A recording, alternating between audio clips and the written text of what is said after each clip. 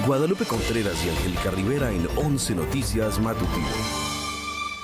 6:06 de la mañana, jueves 2 de octubre de 2025. Intercepta Israel a 39 barcos de 44 de la flotilla global Sumud, que tiene como misión llevar ayuda humanitaria a Gaza. Entre las naves se encuentra Dara, donde viajaban las mexicanas Arlín Medrano y Sol González. Manifestantes y activistas pro-Palestina protestaron frente a la Secretaría de Relaciones Exteriores para exigir al gobierno de nuestro país apoyar a las y los connacionales interceptados en la flotilla Sumud. Solicita a la Secretaría de Relaciones Exteriores a Israel que se garanticen los derechos y atención a mexicanas y mexicanos que integran parte de la flotilla. 2 de octubre no se olvida, 57 años del movimiento estudiantil que culminó en tragedia en 1968. Como cada año, una marcha para recordar esta fecha, el día de hoy. El punto de partida, la Plaza de las Tres Culturas, el destino final, el Zócalo capitalino. Todo está listo para que este domingo la presidenta Claudia Sheinbaum rinda su primer informe de gobierno en el Zócalo capitalino. A partir de las 10 de la mañana, los medios públicos tendremos una transmisión especial unidos por las audiencias para llevarle toda la información. Alistan motores, 10 de enero de 2026. Una vez más el Autódromo Hermanos Rodríguez volverá a vibrar ahora con la Fórmula E. Un acontecimiento único, es la carrera 150 en la historia del campeonato y la 11ª ocasión en que México reciba este espectáculo. La selección mexicana de fútbol varonil empata ante España en el Mundial de la Sub-20. Se realiza en Chile. Gilberto Mora, el gran protagonista y también héroe del partido. Obras de teatro, conferencias, lecturas dramatizadas, parte de una residencia artística de la Asociación Tejiendo Redes Mujeres Escénicas, una dinámica que acompaña los procesos creativos de las mujeres en el Teatro Casa de la Paz, de viernes a domingo. Muy buenos días, así les damos la bienvenida a 11 Noticias Matutino en este jueves 2 de octubre. Guadalupe, buenos días. ¿Cómo estás, Elvira Angélica Rivera? Gracias por acompañarnos, bienvenidas, bienvenidos. Ya lo saben, como siempre, lo más relevante aquí en nuestra pantalla. Los acompañamos siempre a donde ustedes vayan, en Radio 95.7, la frecuencia del Instituto Politécnico Nacional. Y les recordamos que estamos a través de todas las redes sociales disponibles para ustedes. Ahí las tienen en la pantalla, se las recordamos. Estamos a través de Facebook, YouTube, X, Instagram y TikTok. El código QR que aparece es para que lo puedan escanear, les va a llevar directamente a nuestra página 11noticias.digital con más información y sus comentarios y opiniones los recibimos con el hashtag 11noticias. Y vamos a arrancar con temas internacionales porque Israel interceptó a parte de los barcos que formaban parte de esta flotilla global Sumud, la cual, como sabemos, intentaba llegar a la Franja de Gaza con ayuda humanitaria. Al menos 39 de 44 embarcaciones de esta flotilla fueron interceptadas por el gobierno de Israel, y con ello deteniendo alrededor de 400 personas que viajaban ahí, rumbo a la Franja de Gaza con ayuda humanitaria. Como parte de esta flotilla se encuentran los barcos Adara, Gio, Wahoo, donde viajan mexicanas y mexicanos Arlín Medrano, Sol González y Carlos Pérez Osorio, también Laura Vélez. Además, se presume que el Ohuayla, donde viajaba el periodista Ernesto Ledesma, y Fair Lady, donde viajaba Diego Vázquez, también fueron interceptados. Sin embargo, hasta el momento no se ha recibido ninguna confirmación de su situación, debido a que lanzaron al mar sus dispositivos móviles para evitar un hackeo israelí. Tenemos que aventar el celular y la laptop al océano, así que voy a perder la comunicación en un momento más. Ahí escuchábamos a Ernesto Ledesma, y es que mire, un barco, el Miqueno, habría sido el único que logró evitar las detenciones y se conoce que llegó a la costa de Gaza, allá en Palestina. Aún no se sabe con certeza si fue interceptado o no. El ejército de Israel difundió imágenes de la detención del activista Greta Thunberg y Tiago Ávila, parte del liderazgo de esta flotilla global Sumud. También se informó que todos los barcos habían sido detenidos, trasladados al puerto israelí de Ashdod y que los tripulantes serían deportados a Europa.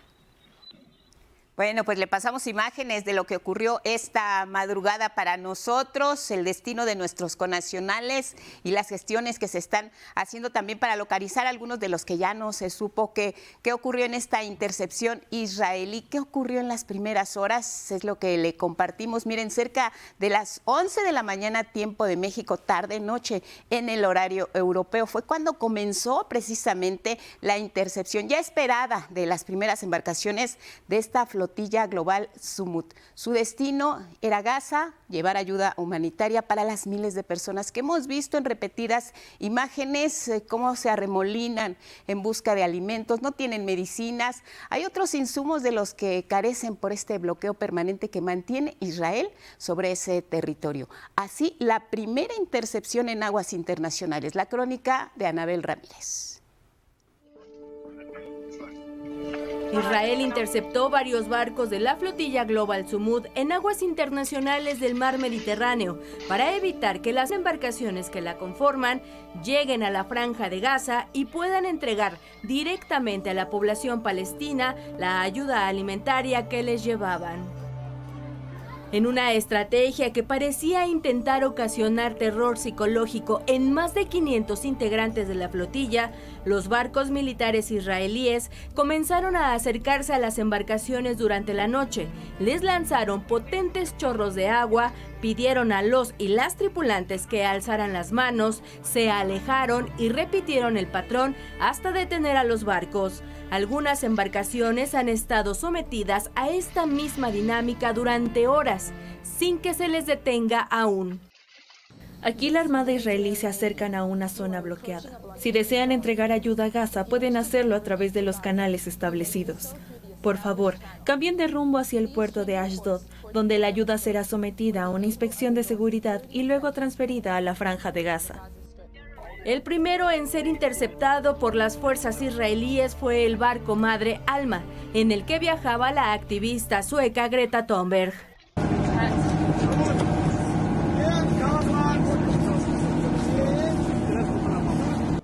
Casi a la par, las fuerzas israelíes detuvieron al Sirius. En él viajaba Juan Bordera, diputado de España, quien denunció minutos antes de su detención que Israel violaba el derecho internacional al bloquear una flotilla que solo lleva alimentos, medicamentos y agua a la población gazatí.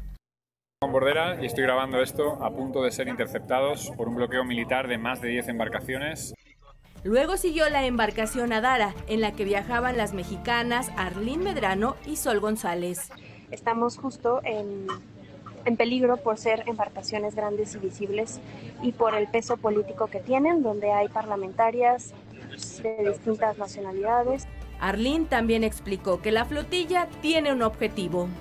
La misión es que en caso de que haya una intervención a una de las embarcaciones no vamos a parar con la flotilla, porque esto nos daría posibilidad de que alguna de los barcos sí pueda llegar y romper el cerco.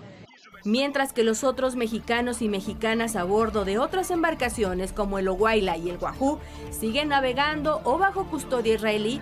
En redes sociales la flotilla ha informado que no hay heridos y los tripulantes retenidos serán transportados a tierra al puerto de Ashdod, en territorio israelí.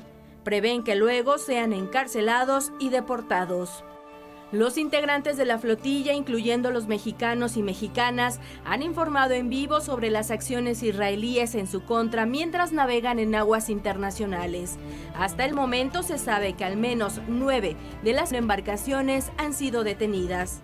En palabras textuales, la oficina del primer ministro israelí Benjamín Netanyahu argumentó que el bloqueo a la flotilla se debía a que busca la provocación. La Cancillería mexicana ha señalado que la Embajada de México en Israel ya solicitó el acceso consular a las autoridades de ese país y pidió garantizar que sus derechos e integridad sean respetados en todo momento, de conformidad con el derecho internacional aplicable. 11 Noticias, Anabel Ramírez Ángeles. Y mientras eso pasaba en Medio Oriente, alrededor del mundo hubo protestas y exigencias. Aquí en la Ciudad de México, familiares de quienes iban en esta misión humanitaria se reunieron con autoridades mexicanas para conocer a fondo la situación, mientras que simpatizantes pro-Palestina se manifestaron afuera de la Cancillería. y que los regresen íntegros, ilesos, y los vamos a estar esperando todos los días. Familiares de las mexicanas y los mexicanos que forman parte de la flotilla Global Sumut acudieron a la Cancillería en la Ciudad de México para una reunión formal. A la salida destacaron que las autoridades les confirmaron que se está aplicando el protocolo consular para dar atención a los connacionales que fueron detenidos. El abogado del equipo legal de las familias, David Peña, explicó que esperan tener contacto pronto con ellos. Se tiene información también de que el gobierno israelí ha adoptado el protocolo de deportación inmediata, que ese sería el procedimiento que estarían ejecutando. No hay, según la información que nos dijeron, la intención de tener una acusación de carácter penal. Las familias estiman que podrían tener comunicación con los activistas detenidos en aguas internacionales después del jueves, ya que en Israel se atraviesa la conmemoración de Yom Kippur. No se va a poder hablar con ellos en breve, ¿no? ¿Por qué? Por lo que están ahora festejando o celebrando ellos en Israel. Entonces, bueno, pues eso es lo que les puedo decir. Ha habido cordialidad de parte de Relaciones Exteriores, pero quisiéramos que hubiera más contundencia. Mientras, activistas, periodistas y grupos pro-Palestina se manifestaron para rechazar el genocidio que comete Israel en la Franja de Gaza y para pedir la liberación de las mexicanas y mexicanos que forman parte de la flotilla Global Sumut y que fueron detenidos. Hemos acudido a este llamado por la intercepción, por el ataque a la flotilla Sumut y porque van ahí dentro de esta flotilla humanitaria para romper el cerco en Gaza 7 mexicanas y mexicanos que en estos momentos pues están secuestrados. Esto viene de hace pues por lo menos casi 3 años que inició este genocidio, o que se recrudeció, más bien dicho, este genocidio, pero tenemos que romper relación con Israel. Posteriormente avanzaron por Paseo de la Reforma para que su voz se escuchara. ¡Vida libre! ¡Y una gota de petróleo! Con información de Ingrid Sánchez y Federico Campbell, 11 Noticias. En el mundo también hubo protestas, organizaciones de derechos humanos, gobiernos, familias palestinas salieron a las calles prácticamente en todas las plazas. Quieren seguridad para las personas que viajaban como parte de esta flotilla. Italia fue de las ciudades principales. Las imágenes hablan de cientos de personas en las calles.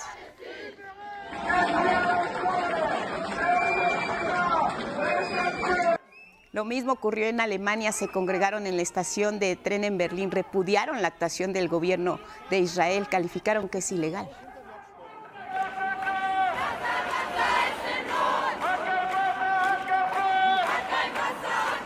Lo mismo en Turquía, movilizaciones ahora frente al consulado de Israel y de la embajada de Estados Unidos en Estambul, exigiendo medidas más contundentes contra el gobierno de Netanyahu.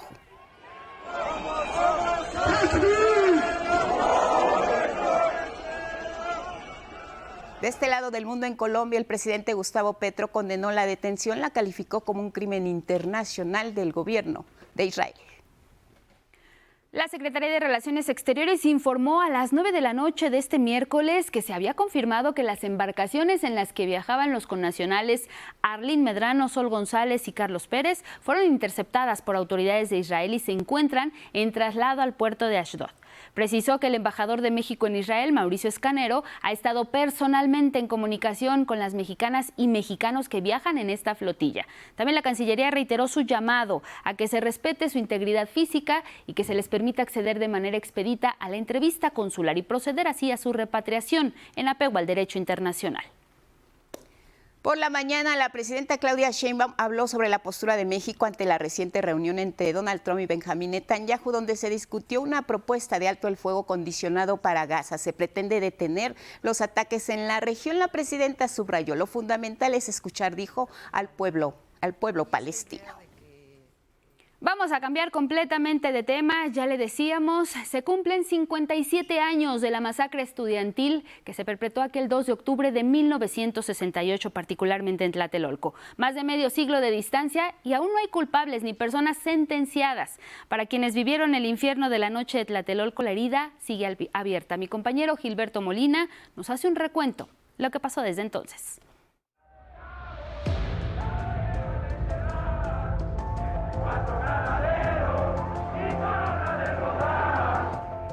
Se cumplen 57 años de la masacre del 2 de octubre de 1968. El número de víctimas aún es indeterminado. La Comisión Nacional de los Derechos Humanos habla de más de 300 muertos. Los responsables nunca recibieron castigo. Según el gobierno y según el Poder Judicial de entonces, aquí hubo un solo muerto y fue soldado. Y por la supuesta muerte de ese soldado cuyo cuerpo nunca fue presentado y que nunca se presentó a avalar eso un familiar, un testigo, un lo que fuera, fuimos sentenciados decenas de nosotros por homicidio, por daños a la nación, por rebelión, por motín, por asonada, por ataques a las vías generales de comunicación, por ataque a las Fuerzas Armadas. Yo fui sentenciado a 27 años de cárcel. Félix Hernández Gamundi fue representante del Politécnico en el Consejo Nacional de Huelga de 1968. María Eugenia Espinosa representó a la Facultad de Filosofía de la UNAM. Y Mirto Cleya González, estudiante del IPN, al igual que Gamundi, fue la conductora del mitin ese 2 de octubre. Dieron las 6 de la tarde y empecé yo a hablar y a mencionar al primer orador, que fue Florencio López Osuna. Entonces él expuso su tema y al terminar él, iba a mencionar al segundo y entonces empiezan a pasar los helicópteros y el primer helicóptero echó una luz verde y entonces fue cuando se soltó la balacera. Entonces los compañeros me decían, diles que no corran, que son de salva. Evidentemente se equivocaron. Mirto Cleya resultó herida por esquirlas de bala. Sentí caliente. ¿Sangraba la mano? No me di cuenta. Ambos estuvieron en el tercer piso del edificio Chihuahua. Después de la primera metralla, Félix logró esconderse en un departamento junto a 20 de sus compañeros. Y de nuevo, el infierno. El caso es que alguien de los compañeros nuestros prendió una luz. Y entonces vino una ráfaga de metralla sobre nosotros, sobre el quinto piso.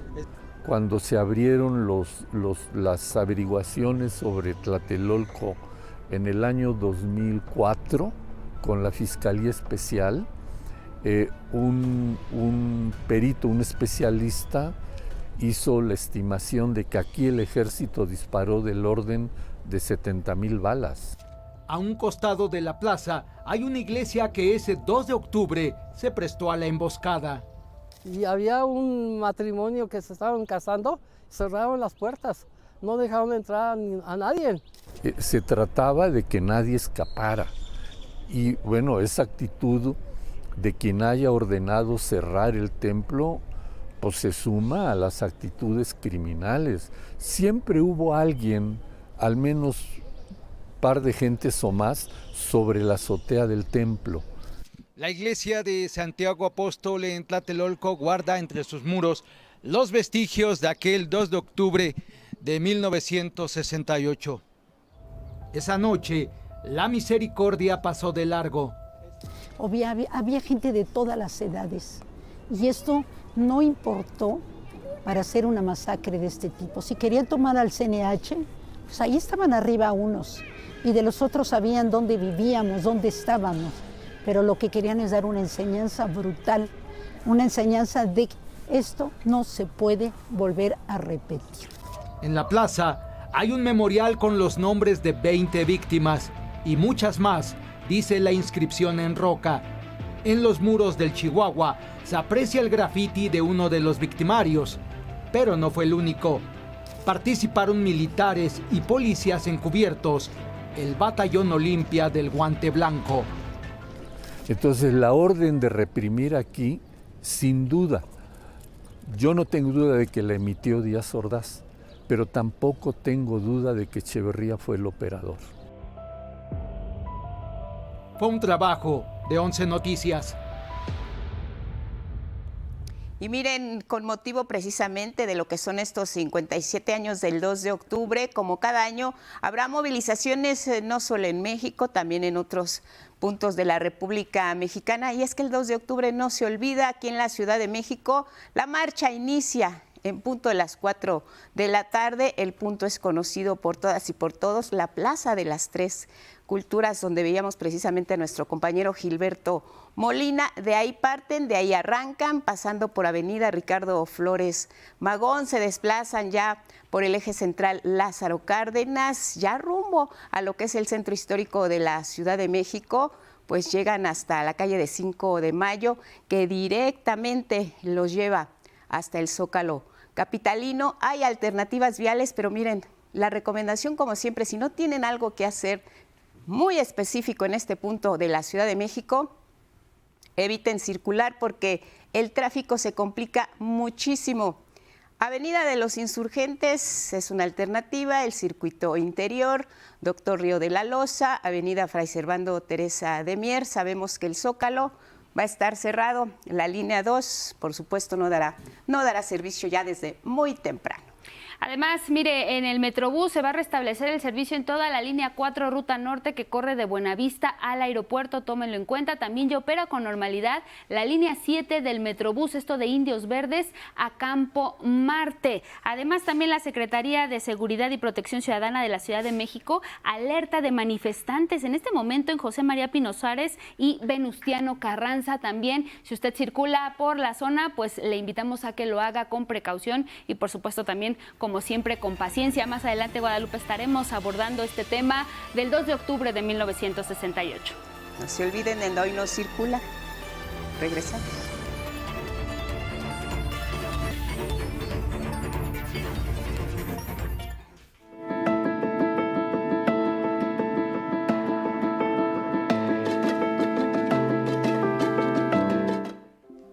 Con 30 de la mañana, momento de conocer las condiciones meteorológicas para este jueves. Nos vamos hasta el Servicio Meteorológico Nacional con Ismael Marcelo. Adelante, buenos días.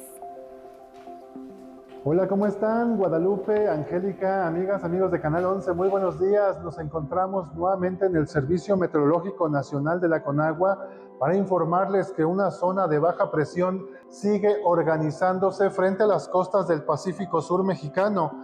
Este sistema se ubica a 585 kilómetros al sur de Punta Maldonado Guerrero y presenta ya un 90% de probabilidad para convertirse en depresión o tormenta tropical en los próximos días. Su circulación ya aporta bastante humedad hacia el sur de la República Mexicana, justo donde esperamos precipitaciones del orden de los 75 milímetros, específicamente en Guerrero y Oaxaca. Esta misma cantidad de lluvia también se estima en Chiapas, Tabasco y Veracruz, pero a consecuencia de los canales de baja presión, la entrada de humedad y una circulación de baja presión en el Golfo de México. De acuerdo con los pronósticos, este nuevo ciclón tendrá un movimiento paralelo a las costas del Pacífico mexicano, donde dejará abundantes precipitaciones en los próximos días. Por esta razón, hacemos un llamado a la población para que se informe en fuentes oficiales y atienda las recomendaciones de las autoridades de protección civil.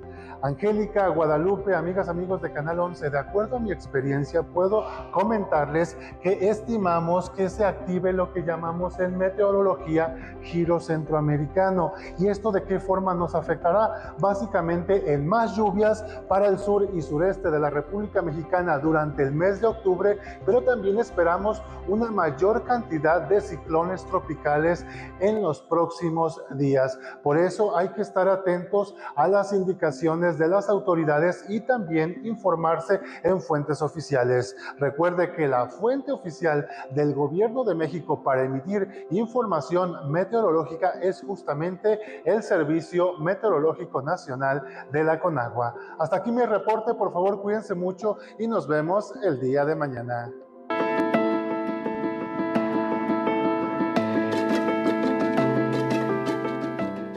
Y ya comenzó la entrega de los apoyos, 8,000 pesos en una primera etapa para labores de limpieza en todos los hogares que sabemos en la zona oriente de la Ciudad de México y en el Estado de México resultaron afectados por estas lluvias. Solamente se va a dar a quienes ya les censaron. Esto es muy importante para que no lleguen al estadio pensando, si no los han censado, que necesitan. A todos se les va a apoyar si fueron afectados. Está muy detectado. Como parte del apoyo a los ciudadanos, en la Ciudad de México se va a destinar 100 millones de pesos para la compra en general de enseres domésticos. La gente perdió pues lo básico, estufas, refrigeradores, camas, etcétera. Entonces, a partir de hoy estaremos haciendo la entrega directa a las personas que fueron afectadas. Posteriormente, autoridades informaron que tras las intensas lluvias fueron desplegados más de 1,500 trabajadores y 58 equipos especializados para atender colapsos, hundimientos, obstrucciones en esta infraestructura hidráulica. De manera prioritaria se está atendiendo el drenaje profundo, el bombeo de agua en colonias como Nezahualcóyotl, Iztapalapa y Los Reyes La Paz. Las colonias más afectadas fueron Las Águilas, Evolución y Vicente Villada. Si bien a las familias afectadas, calles afectadas fueron 112, con el 92% de calles hasta ayer eran rehabilitadas, hoy ya podemos decir que es el 100%. Y si en particular en el Estado de México se calcula que más de 21,000 familias resultaron afectadas, mientras que aquí en la Ciudad de México hay un registro preliminar de 3,521 viviendas dañadas. En los próximos días se va a anunciar un plan integral de obras estructurales para prevenir futuras inundaciones en la zona. Y bueno, eso es lo que anunciaron las autoridades, pero en el corazón de Nezahualcóyotl, ahí en el Estado de México, uno de los puntos más afectados por estas lluvias atípicas, pues ya arrancó la entrega de estos recursos a las familias afectadas. Mi compañera Gabriela Jiménez estuvo ahí y nos cuenta. Luego de 3 días bajo el agua y un arduo trabajo de desasolve, por fin descendió el agua en las calles del municipio de Nezahualcóyotl. Desafortunadamente sí nos afectó a toda la comunidad, pero pues el gobierno sí nos ha estado ayudando, ha mandado a los brigados, su gente y todo eso para que nos puedan ayudar a hacer limpieza. Yo he visto que se han desvelado, han estado con nosotros la ciudadanía. En el estadio de Nezahualcóyotl inició la Secretaría de Bienestar la entrega de un apoyo económico de 8,000 pesos en efectivo para labores de limpieza y atención de daños urgentes. Nos fueron a limpiar, nos fueron a desolver y ahorita con esta ayuda que nos están dando por las despensas que se nos echaron a perder y un poco los muebles. Ahorita por lo pronto la cisterna, porque pues sí ahora sí que pues es la afectación que tenemos próximamente, porque pues no podemos tener agua. La entrega de apoyos y censos en las colonias afectadas continuará hasta atender a toda la población afectada en la zona oriente del Estado de México. Llevamos cerca de 800 entregados, pero sigue llegando la gente a lo largo del día. Vamos a estar aquí hasta las 5 de la tarde y mañana pasado hasta el día sábado. Nos han traspasado por parte de la Secretaría de Hacienda 80 millones de pesos. Es la primera etapa. El primer paso para recibir este apoyo es que sus hogares sean censados por las cuadrillas de la Secretaría del Bienestar. Una vez que se haya hecho el registro, deberán acudir al estadio Neza con credencial de elector, CURP y el talón que se les entregó en el registro. También se han dispuesto centros de vacunación gratuitos del gobierno estatal y federal. En estos sitios, las personas y mascotas afectadas por las inundaciones reciben desde vacunas contra el tétanos y rabia hasta tratamiento médico. Es la garganta, la irritación en la piel, que si se fija tengo varios como sarpullido. Y dolor de estómago, pues nada más, eso es.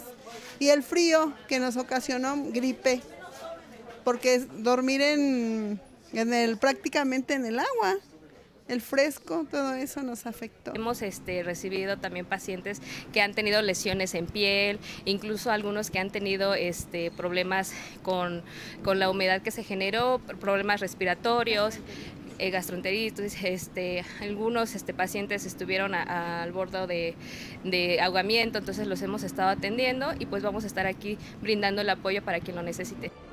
Con imágenes de Christopher Dávila y José Navarro, Gabriela Jiménez.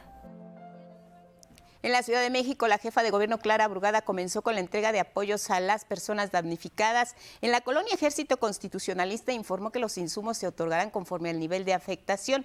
Quienes sufrieron inundaciones de hasta 15 centímetros al interior de su vivienda serán clasificados con color verde, recibirán 8,000 pesos de apoyo. Las viviendas con anegaciones de 15 a 45 centímetros serán clasificadas como color naranja, recibirán 15,000 pesos. En rojo, las viviendas con inundaciones de 45 centímetros a 1 metro recibirán 25,000 pesos. Y en el color morado se ubican las viviendas que rebasen 1 metro de inundaciones, recibirán 50,000 pesos. También el gobierno de la ciudad buscará donaciones para que las personas de color naranja, rojo o morado reciban un refrigerador de manera gratuita. Tenemos en Iztapalapa, tan solo en Iztapalapa, 2,547 familias damnificadas.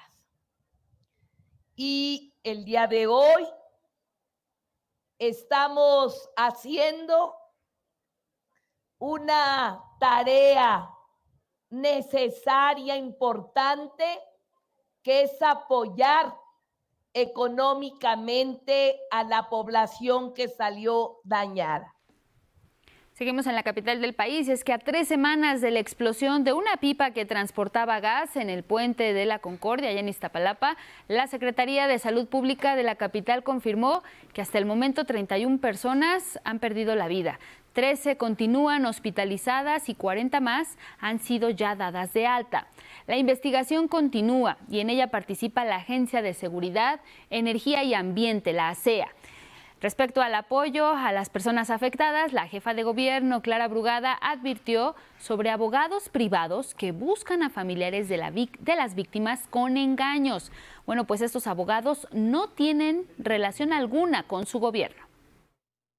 Sí quiero dejar muy claro que hay grupos de abogados que se acercan a los familiares y les ofrecen su apoyo a partir de cierto porcentaje. Por ahí se dice que son abogados del gobierno. Entonces aquí quiero recalcar que eso es mentira, que sí sabemos que hay grupos privados de abogados que están rondando, platicando y ofreciendo sus servicios por porcentajes. Pero aquí sí quiero dejar muy claro eso.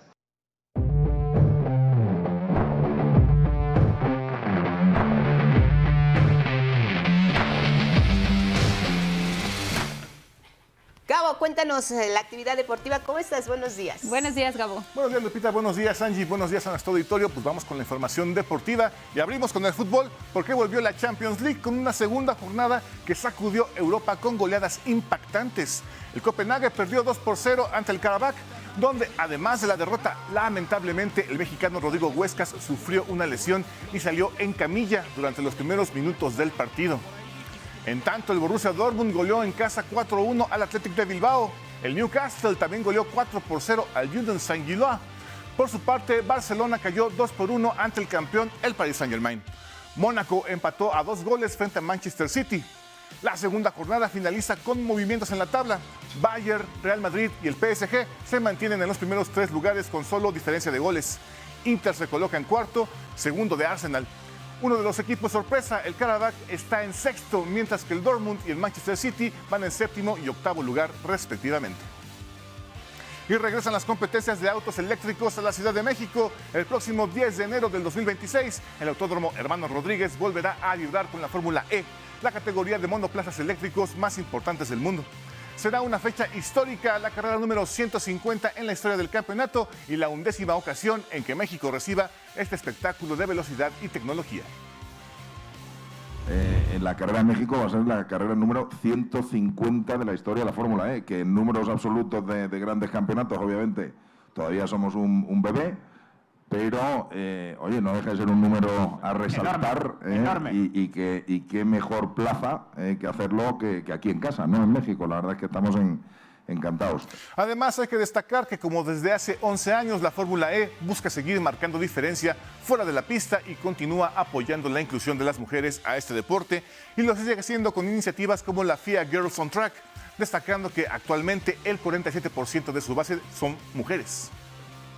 Y vámonos a más deportes. En el Mundial de Softball Sub-18 que se realizó en Oklahoma, Estados Unidos, la selección mexicana femenil hizo historia al llevarse el bronce tras derrotar a China 4-2. Esta es la primera presea que México obtiene en una Copa Mundial Femenil de esta disciplina. Mundial Sub-20 que se realiza en Chile, la selección mexicana de la mano de Gilberto Mora logró rescatar el empate a 2 frente a España. El jugador del Club Tijuana logró mantener a México con vida tras completar su doblete en el minuto 87. La jornada 3 de la fase de grupos la disputará el próximo sábado frente a Marruecos. Y ahora vámonos al parrillado porque esta tarde arranca la semana 5 de la NFL y la ciudad de Los Ángeles abre la jornada con el duelo entre los Carneros y los 49. Ambos equipos llegan con una marca de 3 juegos ganados y 1 perdido, peleando el liderato de la división oeste de la Conferencia Nacional. Y en el béisbol de las Grandes Ligas continúan las series de comodines y ya hay un clasificado a serie divisional. En la Conferencia Americana, los Guardianes de Cleveland ganaron 6-1 a los Tigres de Detroit y se empata la serie a 1 juego por bando. Los Yankees de Nueva York respiran y también empatan la serie a 1 juego, ganando 4-3 a los Medias Rojas de Boston. En la Conferencia Nacional, los Padres de San Diego blanquean 3-0 a los Cachorros de Chicago y empatan la serie a 1, mientras que los Dodgers de Los Ángeles vencieron 8-4 a los Rojos de Cincinnati, ganando así la serie y colocándose en la final de división. Ahora se enfrentarán a los Phillies de Filadelfia. Y hoy se juega el último partido de las series pendientes. Guardianes y Tigres a la 1 de la tarde, Cachorros y Padres a las 3 y los Yankees y los Medias Rojas a las 6 de la tarde. Hasta aquí la información deportiva. Angie, Lupita, muy buen día.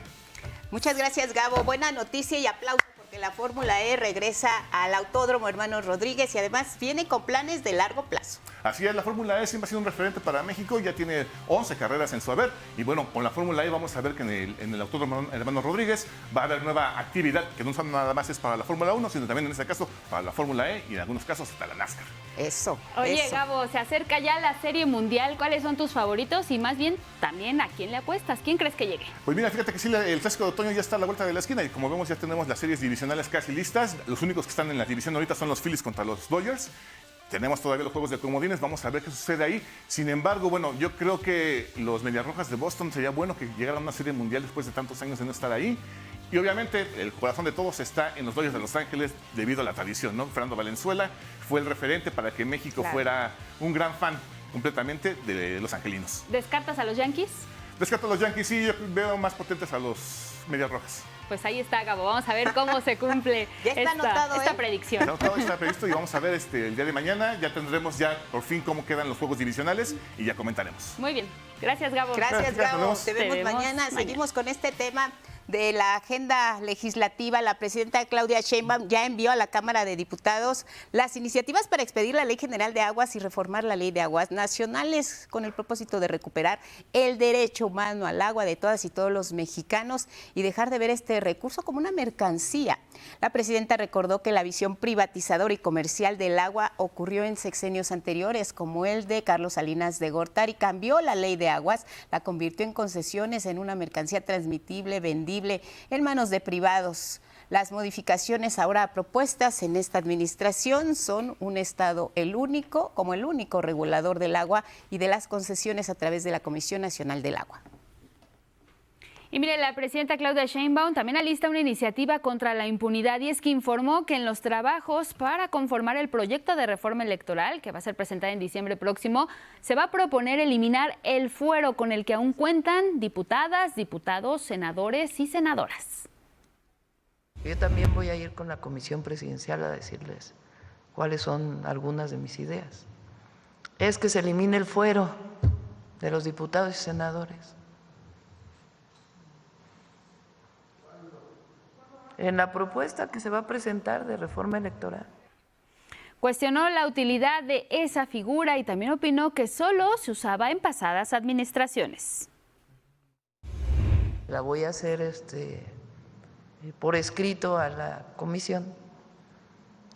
Aquí la enseñaré. Es que no haya fuero. ¿Por qué tiene que haber fuero? Eso es del pasado. La presidenta no tiene fuero. También los diputados y senadores no deben tener fuero. Bueno, parte de los compromisos que está haciendo la presidenta, el balance viene este domingo 5 de octubre, la cita es en el Zócalo capitalino. Así es que como sabemos va a ofrecer su primer informe de gobierno, pero ante el pueblo de México. Ya lo hizo como lo marca la Constitución, ahora rinde cuentas al pueblo de México y va a haber una transmisión especial, unidos por las audiencias, los medios públicos, pues estaremos ahí para llevarles la información. Los esperamos, sintonicen nuestra pantalla 11, 22, 14, radio, a partir de las 10 de la mañana estamos con ustedes desde el Zócalo capitalino, no falten.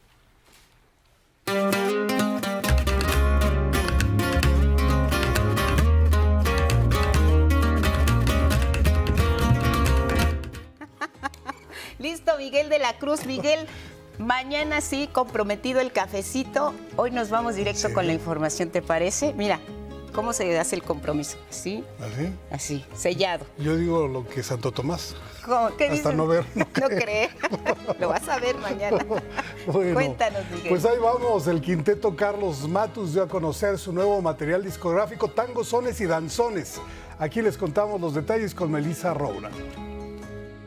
El quinteto del veracruzano Carlos Matus presentará su primer material discográfico, Tangos, Sones y Danzones. El viaje sonoro mezcla la música del sotavento veracruzano con la del Río de la Plata, Argentina. Este disco es, digamos, el resultado de un trabajo de hace muchos años que tengo haciendo como experimentos musicales con la música con la que crecí, de mi natal Veracruz, con el son jarocho. Lo acompañan la bandoneonista Clara Stern, la violinista Nadia Cano, la violonchelista Cristina Arista y el contrabajista Alex Martínez.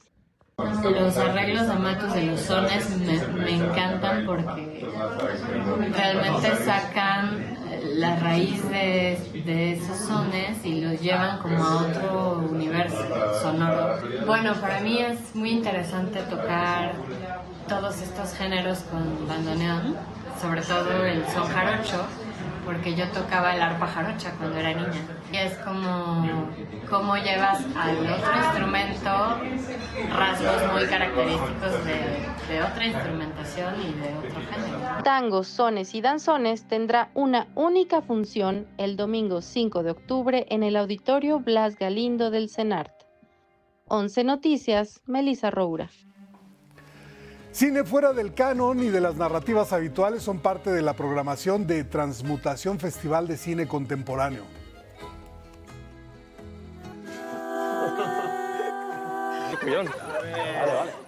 Una edición que tendrá como sedes la Cineteca Nacional de Joco y la Facultad del Cine, espacios que permitirán vivir la plenitud de la experiencia cinematográfica.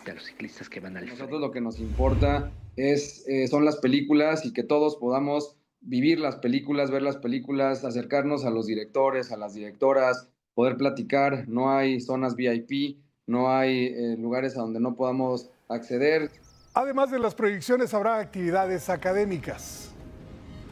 Tendremos alrededor de 6 conversatorios, mesas redondas, masterclasses y una actividad que desde el año pasado venimos celebrando que se llama Condensador, que trata de que los directores los directores invitados que vienen al festival puedan hablarnos entre 20 y 25 minutos sobre los procesos creativos que llevan con sus películas.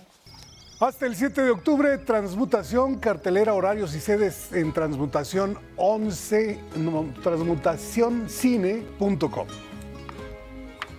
Sonidero, circo, danza de las diablas, cine y mucho más es lo que este año ofrece la 4ª edición de la Pachanga Antirracista, festival que nació con la premisa de reunir a artistas de distintas comunidades para combatir el racismo y la discriminación. Así es como surge este festival, teniendo clarísimo la importancia de la representatividad, de la representación. Cómo es cuando nos vemos representados en un escenario por alguien que se ve como nosotras, como nosotros. Las actividades son gratuitas del 4 al 12 de octubre y ocurrirán en distintas sedes de la Ciudad de México, como las estaciones del Metro Zapata y La Raza, el Museo de la Ciudad, la Faro Oriente, la Plaza de las Tres Culturas o el Salón Los Ángeles. La cartelera completa se puede consultar en las redes del festival. El próximo sábado dará concierto el dúo Nandayapa, que integran Mirna Yam. Nandayam es como se llama el dúo. Javier Nandayapa interpretará un repertorio de música tradicional y contemporánea. Diferentes formatos para marimba y cajón, marimba y set de percusiones, marimba vibráfono. Mirna también va a interpretar una obra para cajón y voz. La cita, sábado 19 horas, Teatro Sergio Magaña, ubicado en la calle Sor Juana 114 en Santa María la Ribera. Si adquieren los boletos hoy jueves, hay promoción 2x1. Y como parte de una residencia artística de la Asociación Tejiendo Redes, una dinámica que acompaña procesos creativos de mujeres en el Teatro Casa de la Paz, hay conferencias, obras de teatro y lecturas dramatizadas de viernes a domingo. En nuestras redes sociales estamos como @tejiendo redes, _escénicas. Estamos en todas las plataformas, Facebook, TikTok, Instagram. Entonces nos pueden escribir también en nuestra página web, que es también Tejiendo Redes, Mujeres Escénicas.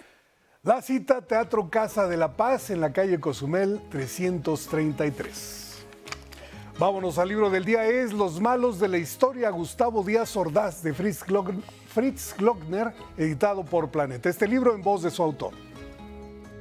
Antes que nada, para aquellos lectores que dudan de la verosimilitud de los datos, las anécdotas, las leyendas que se cuentan, nada es falso. Todo, incluido el inicio y el final, son verdaderos. O sea, esto lo aclaro porque me han dicho, oye, parece novela. Yo no podría crear un personaje tan malvado como lo fue Gustavo Díaz Ordaz. Era un fantasma que rondaba en mi familia por haber tenido amistad con mis dos abuelos, el paterno y el materno, y por eso construyo muchas de las leyendas de lo que se contaba en la casa familiar de este personaje. Como biógrafo estoy recolectando el material anecdótico que llevó a un hombre tan acomplejado como Gustavo Díaz Ordaz a ser presidente de la República. Bueno, y leo con el 11, a punto de concluir la lectura del libro Lo que yo vi, de Laura Esquivel, editada por Suma. El X de hoy es de Gerardo Ruiz y dice: bailar es vibrar, es armonizar, es coordinar, es respirar, es oler, es conectar, es abrazar, es adivinar, es sugerir, es dialogar, es acariciar, es desplazar energía. Gracias por esta aportación, Gerardo. Seguimos leyendo. Recuerde, la sala de lectura de aniversario, próximo sábado, 17 horas, en el Faro Cosmos. Hoy se cumplen 250 años de la partida de la poeta japonesa Chiyo Ni.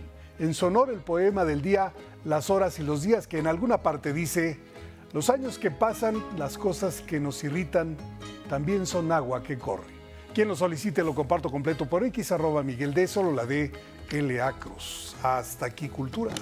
Las aguas que nos irritan. Ah, no, el tiempo, agua que corre. Pero en fin, Miguel, mira, ahora que veía a Fritz Glockner, es una memoria fresca de lo que ocurrió en el 68. Sí. Hubo una serie que transmitimos aquí en el 11 y en el 22, que él hizo el guión para televisión, muy detallada, vale la pena verla. Y creo que en un día como hoy encaja perfecto el libro del día. Exacto, fíjate, habíamos tratado de hacer una cita y de repente no apareció ni él ni yo en Zoom, entonces volví a hablar, digo, oiga, no, sí es importante que un día como este se ponga un tema como este, ¿no? Y ya platicando con él, pues de volada, hicimos lo conducente para traer detalles del libro, que sí, quien se interese por saber de Díaz Ordaz desde otras perspectivas y alguien cercano a partir de la anécdota familiar, ese es el libro. Claro, y él dice un hombre tan acomplejado, ¿cómo llegó a ser presidente? Sí. Interesante el punto de vista de Fritz. Te robé tu nota de los sonideros, Miguel. No me digas. Suena bien y también, pues ya dinos, va a haber nueva lectura, ¿verdad? Va a haber nueva lectura. Los convoco a que estén muy atentos mañana. Fíjate qué cosas, Laura Esquivel, con todos los seguidores que tiene, no fue tendencia. Pero parece que estaba muy pegada a temas muy fuertes cuando dimos a conocer la novela. De todas maneras, la respuesta ha sido muy buena, pero a ver si mañana responden en masa y hacemos tendencia de nuevo. El nuevo libro, les daré una pista, es un hombre con dos nombres. Así será. No digo más. Gracias.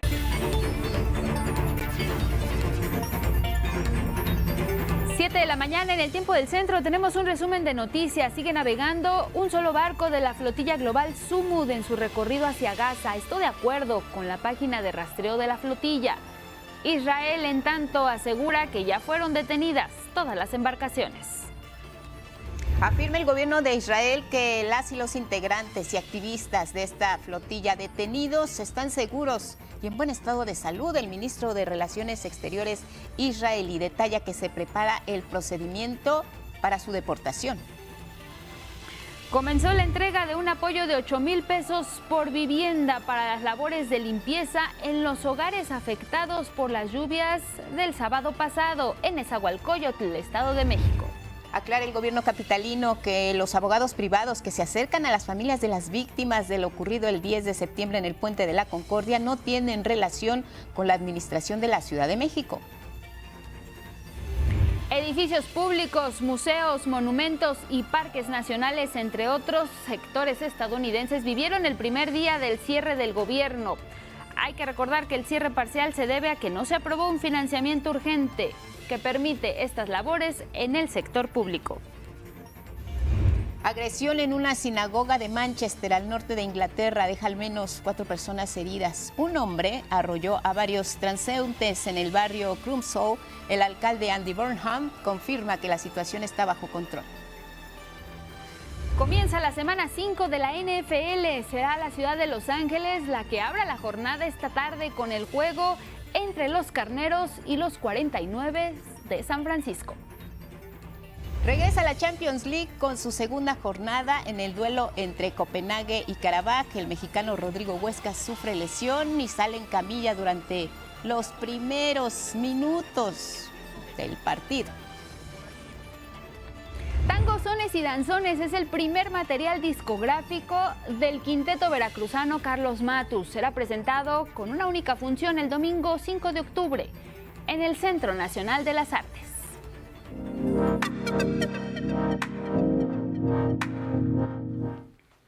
Nos da gusto saludar y agradecemos la comunicación a Félix Hernández Gamundi, líder del movimiento de 1968, egresado del Instituto Politécnico Nacional. ¿Cómo está? Buenos días, bienvenido.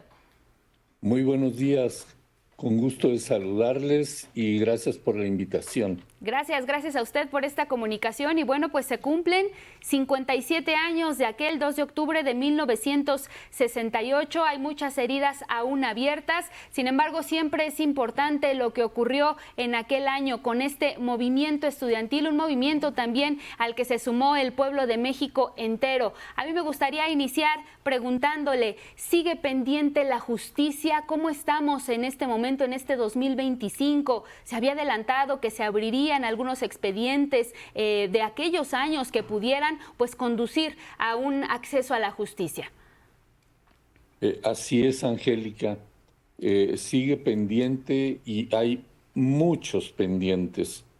Nosotros este año estamos insistiendo, el día de hoy, en la marcha de hoy, insistiendo en un concepto que es la necesidad de avanzar en la reparación integral del daño, que en términos de las leyes mexicanas y del derecho internacional significa 5 pasos: verdad, justicia, memoria, reparación del daño y garantía de no repetición. Se dice muy rápido, son 5 temas aparentemente, en realidad es uno solo. Sí. Justicia, pues quiere decir lo que está usted diciendo, Angélica. Lo que hemos estado reclamando es la apertura en realidad de archivos de la Defensa Nacional, que es donde debe estar la información detallada de qué pasó el 2 de octubre en Tlatelolco. A 57 años no sabemos con certeza cuántas muertes hubo allí. Claro. El ejército se hizo cargo de todo, le cerró la puerta a todo mundo, controló el escenario, limpió la plaza a manguerazos a medianoche, nos detuvo a nosotros en la madrugada y se volvió todo una caja negra. Hace un año la presidenta Claudia Sheinbaum emitió un acuerdo donde reconoce la responsabilidad del Estado y ordena la reparación del daño. Este es el planteamiento que estamos nosotros haciendo ahora, porque esa reparación no ha ocurrido. Muy bien. Estos documentos oficiales, Félix Hernández Gamundi, que permanecieron clasificados durante mucho tiempo y que ahora hay un compromiso de reconocer la reparación del daño, la responsabilidad del Estado. ¿Cómo se mira a la distancia? Son ya 57 años. Hay muchos luchadores sociales víctimas, incluso del mismo día de la masacre del 2 de octubre, que no han podido ver la luz sobre lo que ocurrió realmente en ese día, en esa fecha trágica en México. Ahora, Sí, ¿cómo lo Guadalupe. ven ustedes, Félix, quienes te acompañan, te han acompañado en estas movilizaciones cada 2 de octubre? Pero es una lucha permanente. ¿Todavía tienen encendida esa fe, esa esperanza en que esto va a tener claridad, no solo para ustedes, para quienes exigen verdad, justicia y reparación del daño, sino para, como bien dices, que esto no se vuelva a repetir en un mundo cada vez más convulsionado, donde los jóvenes también siguen saliendo a las calles a exigir plenos derechos? Es correcto, Guadalupe. Es mucho el tiempo, pero mira, muchas cosas están claras. Sí. Está suficientemente claro de que se trató de un crimen de Estado, que es un crimen de lesa humanidad, y los responsables también son conocidos. Sí. Muchos de ellos ya murieron, otros siguen vivos. Digamos, si hablas de responsables intelectuales y de responsables materiales, sí. Quienes formaron el Batallón Olimpia, que fueron todo el inicio de la masacre, de los disparos en Tlatelolco, eran de nuestra misma edad, tal vez. Claro. Quizá una pequeña diferencia, pero no mucha.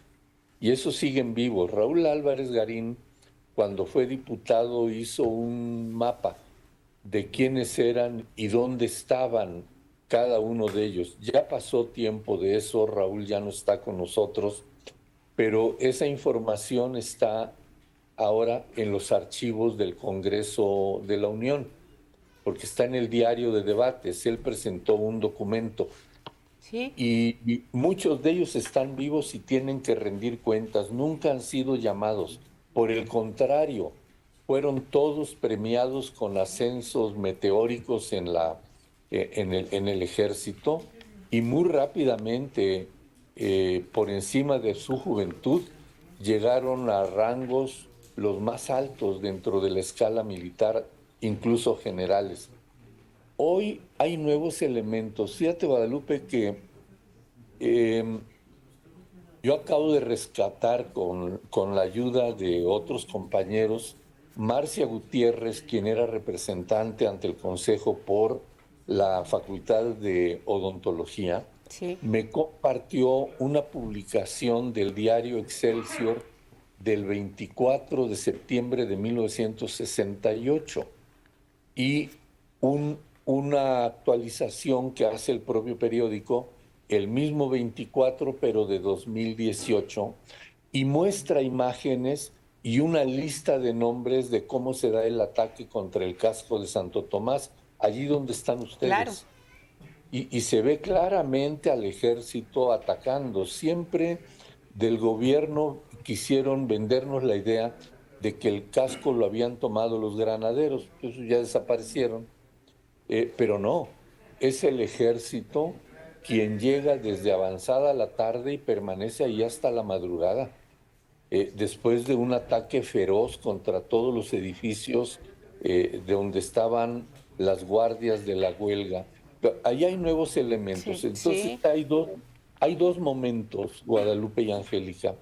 Uno, el informe de la Fiscalía Especial para Delitos del Pasado de los años 2000, donde ahí está una lista, y Luis Echeverría estuvo preso por casi 30 meses. Le dieron su casa por prisión, por la edad cualquier cantidad de consideraciones, todas absurdas, pero Exacto. eso pasó. Sin embargo, el responsable es el Estado. Claro. Por eso procede la reparación del daño y también procede que la Fiscalía ahora abra nuevos expedientes por estos casos donde hay una lista nueva de nombres que no están incluidos en el informe de la Fiscalía Especial. Sí. Bien, Félix Hernández Gamundi, a 57 años, es muy importante lo que acaba usted de mencionar, la no repetición es parte fundamental. ¿Qué es lo que deben de saber los jóvenes en este 2025 sobre este movimiento de 1968 y sobre lo que se marcha en este año? Sí, bueno, 68 es mucho más allá que el 2 de octubre, siendo el 2 de octubre y la Plaza de Tlatelolco un sitio de memoria por toda la atrocidad. Y porque allí, yo digo, comenzó el principio del fin del viejo régimen. Hoy hay nuevos retos, hay nuevos tiempos. Estaban ustedes hablando en la nota de entrada de esta situación tan grave que está ocurriendo en Gaza con un gobierno irresponsable, cínico, genocida, el gobierno de Netanyahu en Israel. Yo digo que nosotros este año estamos insistiendo en nuestras demandas que hay todos los elementos, están dadas las condiciones para que opere la reparación del daño con estos elementos que ya dije. Pero estamos también expresándonos en total solidaridad con el pueblo palestino y que el mundo finalmente se comprometa, no lo ha hecho. Los gobiernos del mundo se escudan en Naciones Unidas y Naciones Unidas no está sirviendo para nada. Entonces, son los gobiernos y somos los pueblos que tenemos que manifestarnos en solidaridad con el pueblo palestino y parar esa guerra. Al mismo tiempo, nosotros en esta jornada del día de hoy, igual que siempre, estaremos insistiendo por garantizar la no repetición de este tipo de agresiones como la de Tlatelolco hace 57 años, porque en México estamos en un medio tremendamente violento. Claro. La impunidad es brutal y eso alimenta nuevos crímenes y nuevas agresiones contra la gente. Hoy mismo hay estudiantes en paro en varias universidades y centros escolares, en el Politécnico, centros de educación superior, LECIME, acá en Culhuacán, pero también en Ciudad Universitaria, Guadalajara, el Estado de México y muchos otros lugares de jóvenes reclamando por derechos. Hoy tenemos que trabajar por la justicia, por la construcción de un nuevo modelo de democracia, una democracia participativa que nos lleve a la construcción de un mejor país. Hemos avanzado, pero los anhelos democráticos y de libertad de 1968 siguen vigentes y es una lucha que tiene que continuar porque el objetivo no lo hemos alcanzado todavía a pesar de los avances que podamos reconocer.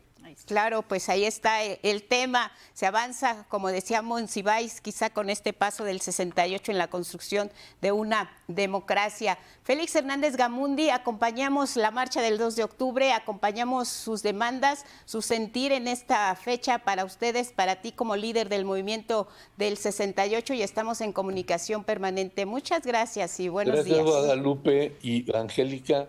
Y déjeme nada más refrendar la invitación para todo su auditorio para que nos acompañen a partir de las 4 de la tarde, partiendo de Tlatelolco para ir hacia el Zócalo capitalino y esperemos que la lluvia nos dé espacio y que si llega antes, que nadie se asuste y marchemos con la misma firmeza por la reparación del daño contra el genocidio y por nuestra solidaridad con el pueblo palestino.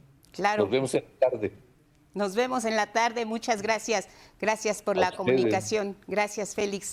Abrazo y buenos días. Seguimos con más.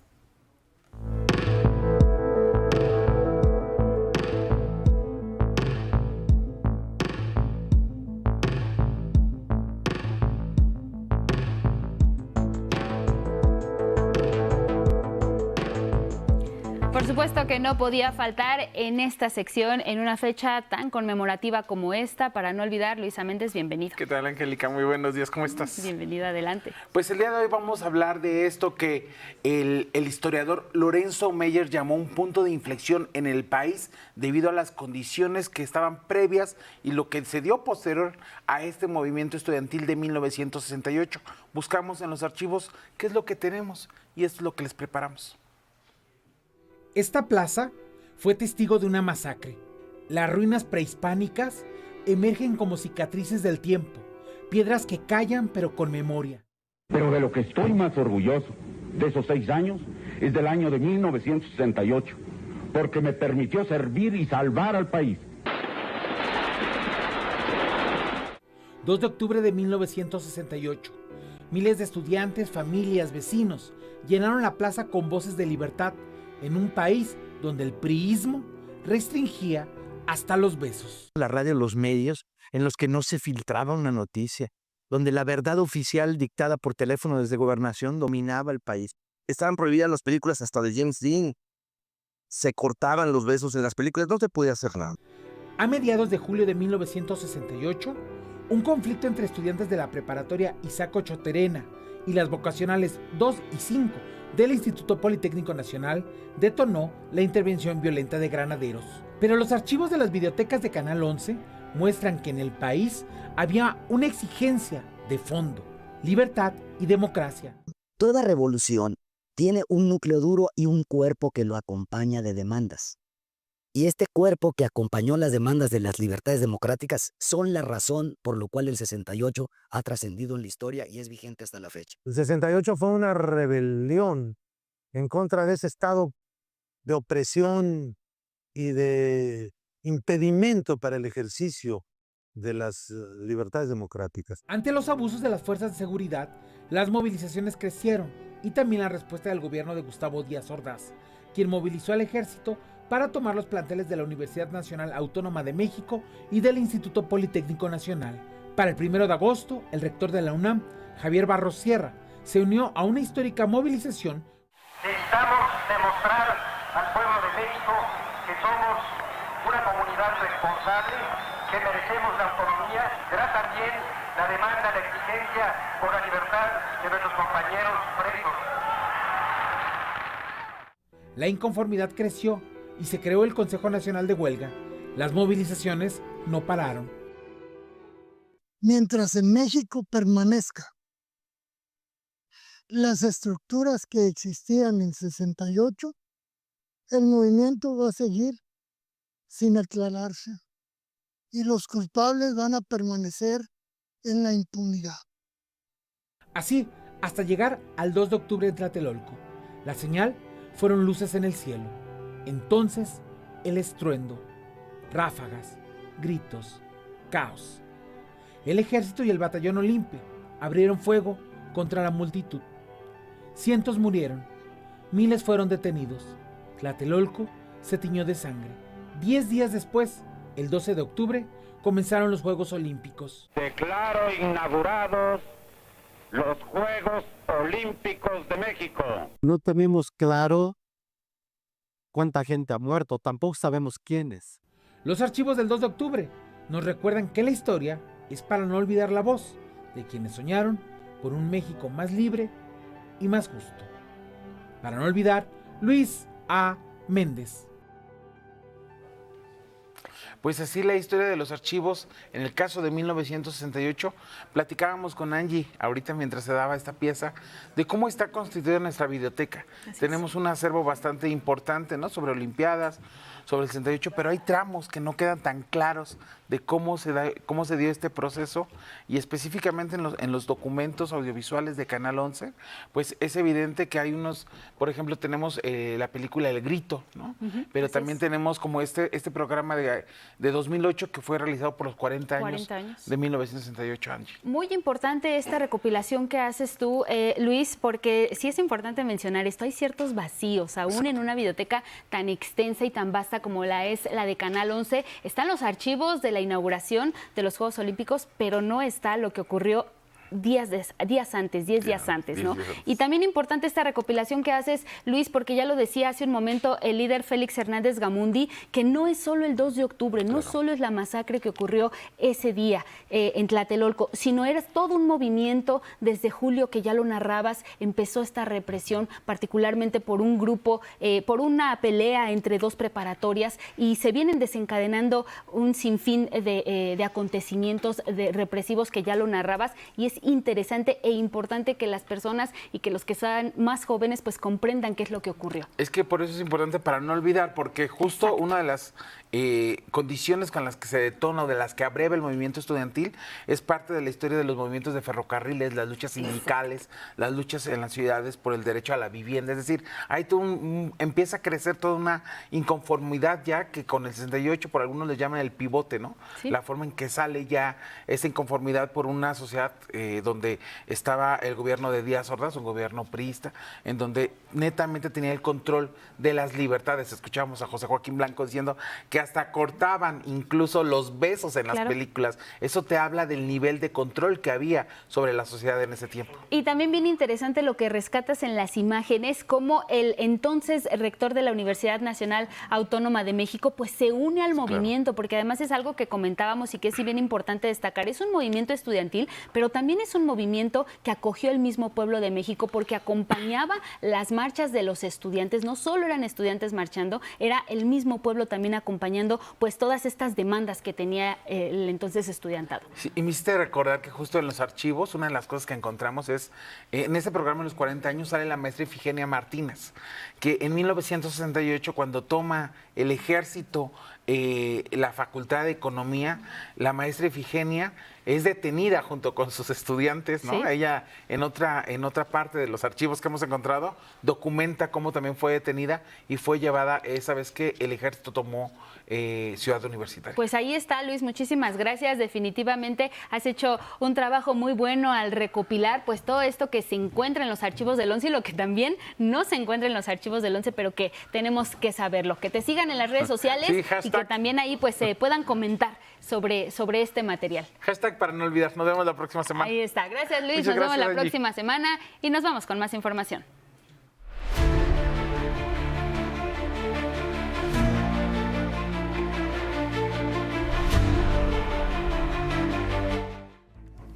Iniciamos con información internacional. En Estados Unidos vivió así su primer día de cierre de gobierno. No hubo actividades en la administración pública, por lo menos no en las esenciales. Los trabajadores tienen incertidumbre.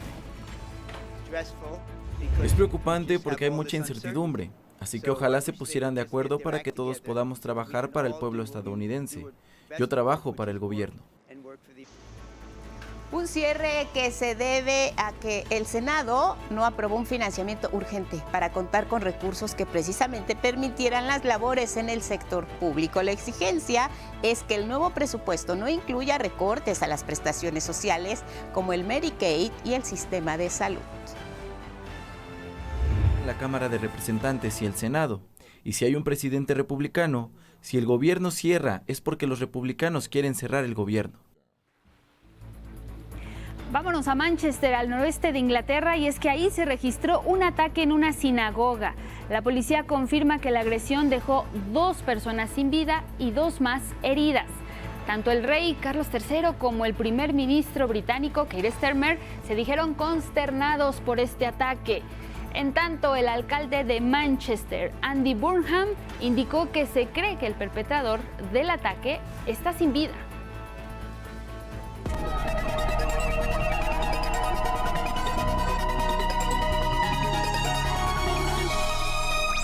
Bueno, pues seguimos de manteles largos, felices, se logró la comunicación con la Estación Espacial Internacional.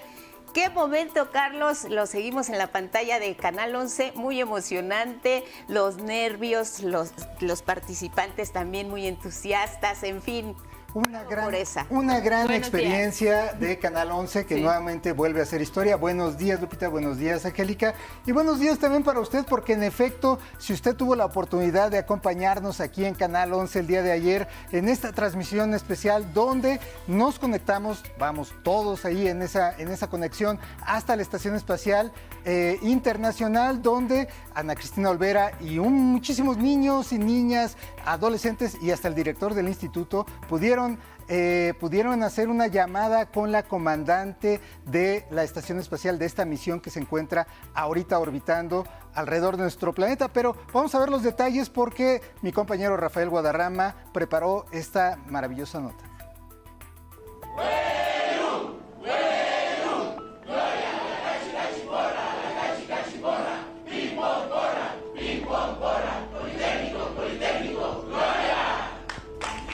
Con la energía de un Huelum, el Instituto Politécnico Nacional celebró el contacto directo que estableció por primera vez a 400 kilómetros de altura con la Estación Espacial Internacional.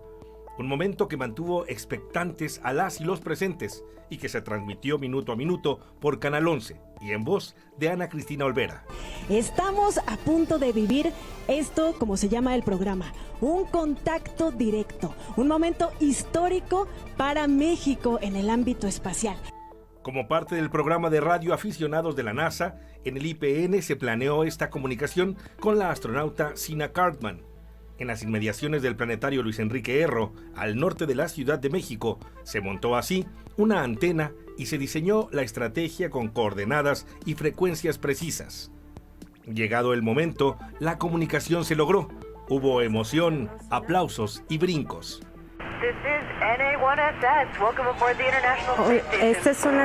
Bienvenidos a... Desde la Estación Espacial, Sina Cartman contestó preguntas de 15 niñas, niños y jóvenes, incluso del director del IPN, Dr. Arturo Reyes Sandoval. Hi, my name is Jimena. How does it feel Hola, to mi spend nombre many es days Jimena. without gravity? Does it change how you think about your body? Over. Claro, estar así es muy divertido. Es muy divertido cómo es que mi cerebro empieza a funcionar de otra manera. Hi, my name is Leandro. My question is, what was the hardest things to get used to in space? Over. Me ha hecho muy fácil. De hecho, no puedes estar solo tu comida donde la dejaste ni en la mesa. Necesito practicar. Sus voces viajaron más allá de las nubes, llegaron hasta el espacio, gracias a una antena que fue construida aquí en México, nada más y nada menos que por ingenieras e ingenieros mexicanos del Instituto Politécnico Nacional. Dio tiempo de cantar El Cielito Lindo. Ay, ay, ay, ay, canta y no llores, porque cantando se alegra el cielito lindo de los corazones. Así se vivió esta comunicación que el Politécnico suma a su historia espacial. 11 Noticias, Rafael Guadarrama. Y bueno, un nuevo exoplaneta ha sido descubierto, seguimos en el espacio, pero en este caso en realidad pues no es exactamente un planeta, es apenas un medio planeta. Se trata de un protoplaneta que más que nombre tiene una clave, al menos de momento, WISPY 2b. Se trata de un gigante gaseoso con una masa aproximadamente 5 veces mayor que la del Júpiter y cuya edad se calcula en apenas unos 5 millones de años, algo que en términos planetarios pues es como si fuera un bebé planeta. En comparación, es casi 1000 veces más vieja la Tierra. Este gigante gaseoso se encuentra a unos 437 años luz de nuestro planeta y para lograr esta imagen que usted ve ahorita en pantalla se utilizó un sistema que se llama de óptica adaptativa extrema que tiene la Universidad de Arizona y también se utilizó el generador de imágenes de alto contraste para exoplanetas utilizado en el telescopio Magallanes allá en el Observatorio Las Campanas en el desierto de Atacama en Chile, un gran proyecto multinacional de Estados Unidos, Chile y la Unión Europea. Y bueno, cerramos esta sección con una muy triste noticia porque ayer la etóloga y primatóloga británica Jane Goodall falleció a los 91 años de edad. Ese día ayer, según se informó en un comunicado del instituto que ella misma fundó y que lleva su nombre.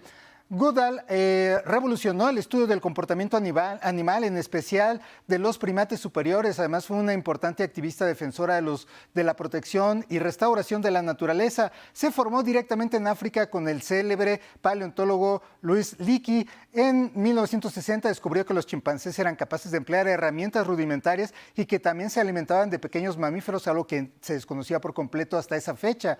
Nombrada mensajera de la paz de las Naciones Unidas, tuvo una carrera científica larga y muy fructífera. Fue galardonada con más de 20 doctorados honorarios, nombrada comandante de la Orden del Imperio Británico, medalla Hubbard de la National Geographic Society, premio Príncipe de Asturias de las Ciencias en 2003 y bueno, apenas hace unos días, la semana pasada, el viernes, estuvo aquí en México, 27 de septiembre, nos visitó y dio varias conferencias en algunas universidades. Descanse en paz, Jane Goodall.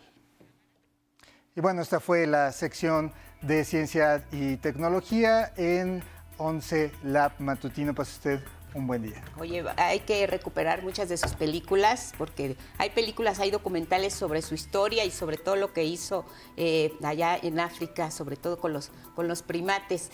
Pero la buena fue lo que ayer se logró. Carlos, bueno, todos seguíamos muy de cerca la transmisión, nos emocionamos, conocimos más acerca de lo que es la Estación Espacial Internacional y seguíamos esta navecita aproximándose a territorio mexicano y llegó el momento. Exactamente, a una velocidad de más o menos 28,000 kilómetros por hora es que está viajando, a 400 kilómetros de altura, es muchísimo. En realidad está cayendo, eso es algo que pocas veces nos ponemos a reflexionar, pues está cayendo continuamente, pero como va tan rápido, pues está en órbita y de vez en cuando corrige. Pero si no tuviera esos motorcitos, pues en algún momento se iría hacia abajo por completo. Es el objeto más grande que se haya construido que esté en el espacio y está habitada desde hace más o menos 25 años. Es decir, claro, es un proyecto muy, muy elaborado, complejo, en el que han participado. Ahorita me parece que hay 15 países, pero llegó a haber más. Rusia ya no está, entre comillas, participando, entre comillas, porque todavía se utilizan muchas de las cápsulas que se diseñaron en la era soviética, que han sido muy buenas, pero que también son muy caras y son muy viejas ya de tecnología. Está empezando con otras cápsulas como la Crew Dragon de esta compañía SpaceX y otras más que están llevando suministros, pero apenas está empezando. Desafortunadamente, sí, en algún tiempo ya se va a dar de baja para nuevos proyectos. Por lo pronto, muy interesante, Carlos, el momento que se vivió, porque las preguntas de niñas, niños y adolescentes justo nos hicieron también acercarnos un poco más a lo que se vive allá, ¿no? Esta parte de preguntarle al astronauta sobre la salud mental, sobre lo que hacen en sus tiempos libres, y que incluso el mismo director del Politécnico pues también planteara algunos cuestionamientos. Definitivamente nos hizo sentirnos a todos los que lo estábamos siguiendo muy de cerca a la estación espacial. Fuimos parte de esta experiencia, todos los que estuvimos ahí viendo todo esto que ocurrió, claro, que fue realmente muy emocionante. Y por supuesto la presencia del Instituto Politécnico Nacional a través de su director, porque además tenemos en el Politécnico un fuerte programa de desarrollo de componentes que se pueden utilizar para esto. De hecho, la antena que se utilizó para enlazarse fue diseñada y construida aquí en el Politécnico. Pero además, ustedes recordarán quizá una escena de la película Gravedad, donde hay una conexión también vía casi al final, ¿no? Sí. Y que después se hizo un corto independiente de qué es lo que pasaba con esos personajes, porque en realidad hay una gran red de radioaficionados que logran conectarse con la estación espacial y los astronautas comúnmente responden. Claro, hay que saber un poco de inglés, no demasiado, pero sí el suficiente como para poder establecer una comunicación mínima a 400 kilómetros de altura en el espacio. La palabra que ayer fue mágica era over. Casi cambia y fuera, ¿me escuchas? Responde. Pero esto que dices de los radioaficionados es muy importante, porque ya hubo el compromiso también del Instituto Politécnico Nacional de que será una antena permanente para lograr nuevamente esta hazaña de volver a comunicarse, porque esta fue una vez, pero pues nos quedamos con ganas de ya muchas más. Que sean muchísimas más y que se nos acelere el corazón, como también se nos va a acelerar el sábado, porque en 11 Lab vamos a tener un programa dedicado a las enfermedades cardiovasculares, a todo lo que tiene que ver con el corazón, así que no se lo pierda, también con Ana Cristina Olvera conduciendo, sábado 8 de la noche, 11 Lab, donde más aquí en En el 11. Este sí es el canal de los satélites, por lo menos, de las estaciones espaciales. También de la ciencia. También de la ciencia. Gracias, y Carlos. la cultura. Gracias.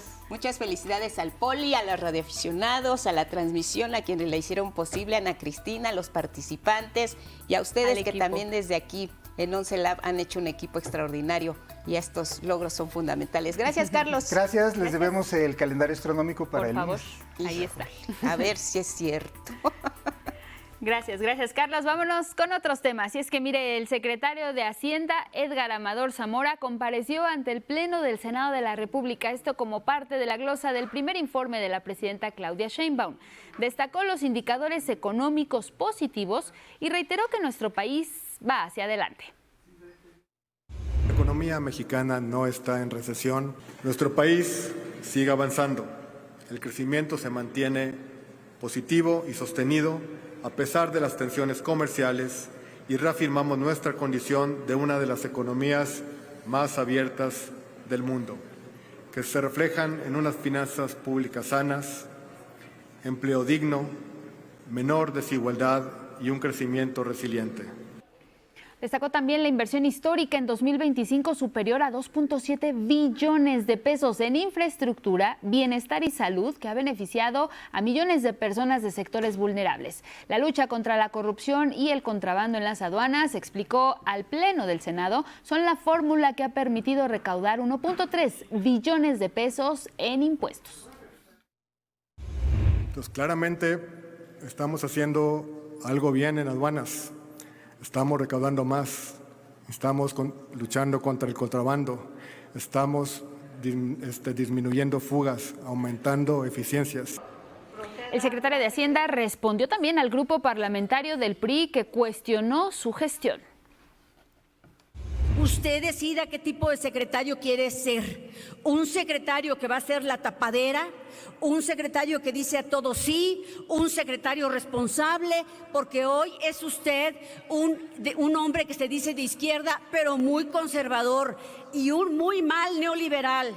Creo que soy un pésimo neoliberal. Creo que soy un economista de la Cuarta Transformación, así es que le agradezco mucho sus comentarios. Y también en el Senado se expresó por parte de las y los legisladores la preocupación por lo que ocurrió en aguas abiertas, la intercepción y detención de fuerzas del Estado israelí a quienes integran la flotilla global Zumut, una iniciativa que consideran los legisladores es de carácter civil, pacífica, desarmada y estrictamente humanitaria. El pronunciamiento del Senado exigió la protección de las garantías individuales de los 6 mexicanos que van en esta flotilla.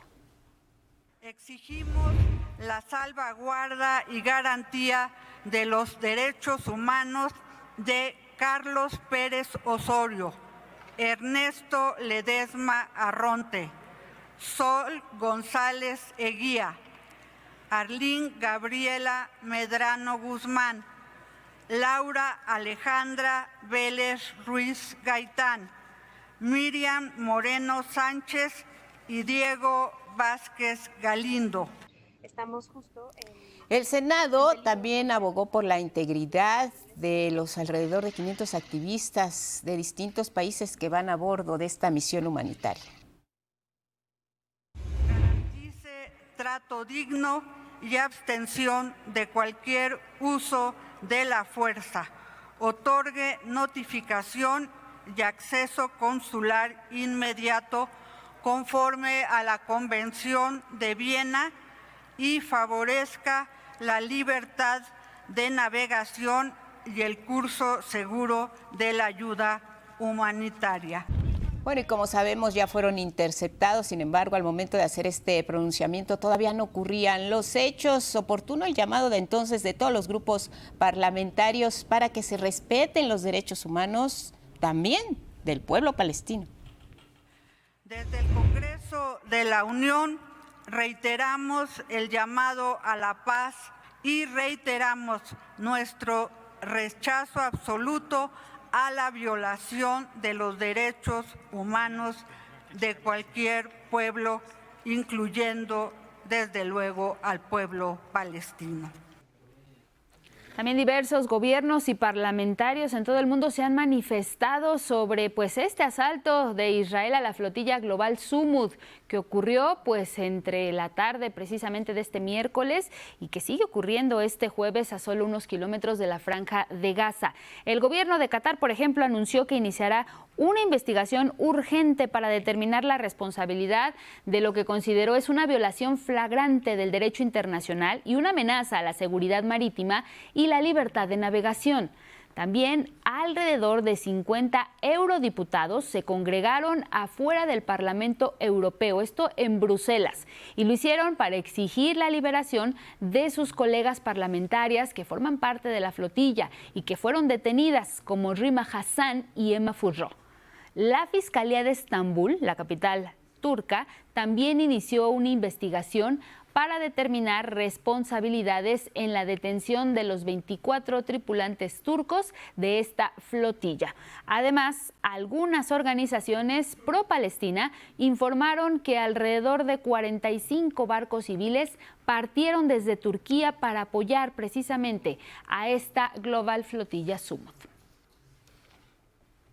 Más temprano, la presidenta Claudia Sheinbaum habló sobre la postura de México ante la reciente reunión entre Donald Trump y Benjamín Netanyahu, en donde se discutió la propuesta de alto el fuego condicionado para Gaza, con el que se pretende detener los ataques en la región. La presidenta fue muy clara, subrayó que lo fundamental es que se escuche al pueblo palestino. Y mire, la Secretaría de Economía y el Consejo Coordinador Empresarial iniciaron ya un periodo de consultas a 30 sectores productivos, y esto es para preparar las negociaciones o la revisión particularmente del Tratado Comercial entre México, Estados Unidos y Canadá, el TEMEC. De acuerdo con el secretario de Economía, Marcelo Ebrard, el propósito es escuchar a todos los sectores para llegar bien preparados como país a esta revisión del tratado. El presidente del Consejo Coordinador Empresarial, Francisco Cervantes, aseguró que para el sector privado mexicano, la revisión del TEMEC representa una oportunidad para consolidar la competitividad de nuestro país y fortalecer la integración de nuestras cadenas productivas en América del Norte. Las consultas que se celebrarán durante octubre tienen el objetivo de que el gobierno cuente con un amplio y correcto diagnóstico sobre la visión y las prioridades de los diferentes sectores. La titular de la Secretaría de Turismo Federal, Josefina Rodríguez Zamora, y el secretario de Turismo de Michoacán, Roberto Monroy, presentaron la cartelera Michoacán se vive, temporada octubre-diciembre 2025, una estrategia que va a reunir más de una veintena de eventos culturales, gastronómicos y turísticos que posicionan al estado de Michoacán como uno de los destinos más vibrantes y diversos del país. La secretaria de Turismo destacó la importancia de visibilizar a Michoacán como un destino cultural único debido a su celebración del Día de Muertos, y también ahí está la temporada y el arribo de la mariposa monarca, que son eventos reconocidos por la UNESCO. Esta agenda también contempla eventos de talla internacional. Va a haber un Festival Internacional de Cine, el conocido, el de Morelia, que celebra su 23ª edición, y también el Foro Mundial de Gastronomía Mexicana. Este evento Michoacán se vive, temporada octubre-diciembre 2025. En temas educativos, estudiantes del CONALEP fueron distinguidos con la presea Ingeniero Bernardo Quintana Arrioja 2025. Es un galardón que representa la disciplina, el compromiso social y el amor por México que caracteriza a la juventud. Durante la ceremonia de entrega y a través de un videomensaje, el secretario de Educación Pública, Mario Delgado, subrayó que esta distinción celebra el talento, la perseverancia, el compromiso social de las juventudes. Esta presea se entrega en las categorías de valor, excelencia académica, patriotismo y servicio. Se entregaron además 10 menciones honoríficas y 18 medallas ICA, reafirmando así que la juventud mexicana es motor de talento, convicción y esperanza para la transformación del país. Y bueno, a un año del inicio del gobierno de la presidenta Claudia Sheinbaum, el presidente de la Junta de Coordinación Política de la Cámara de Diputados, Ricardo Monreal, dio un balance en materia legislativa sobre las reformas que se enviaron al Congreso. Vámonos a Palacio Nacional, inicia la conferencia. Regresamos al estudio con un resumen de noticias. Logra barco miqueno de la flotilla Global Summit entrar en aguas territoriales de la Franja de Gaza. Otros 21 barcos de esta flotilla, sabemos, fueron interceptados previamente por Israel. Se espera todavía la confirmación de otros 19 barcos. ¿Cuál será su destino? Sobre este mismo asunto se pronuncia la presidenta Claudia Sheinbaum. Pide la repatriación inmediata de nuestras y nuestros connacionales. Y estamos permanentemente, está ahí nuestro cónsul, y exigir que de inmediato sean repatriados y que llegue ayuda a Gaza por razones humanitarias.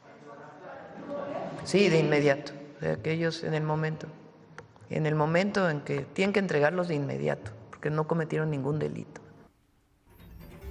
Agentes del Servicio de Inmigración y Aduanas del ICE estarán en el Super Bowl 2026 en California. Un asesor de seguridad de Donald Trump asegura que no habrá santuarios para personas sin documentos.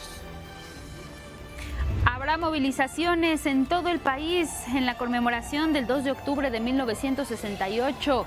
Tómelo en cuenta aquí en la Ciudad de México. Considere que la marcha iniciará a las 4 de la tarde desde la Plaza de las Tres Culturas hacia el Zócalo capitalino. Permanece cerrada la circulación en la autopista Arco Norte con dirección a Puebla, poco antes de la caseta de Calpulalpan. En el lugar, 2 tráilers colisionaron y tras el impacto las unidades comenzaron a incendiarse. Miren las imágenes, así nos vamos. Gracias. Buenos días. Buenos días.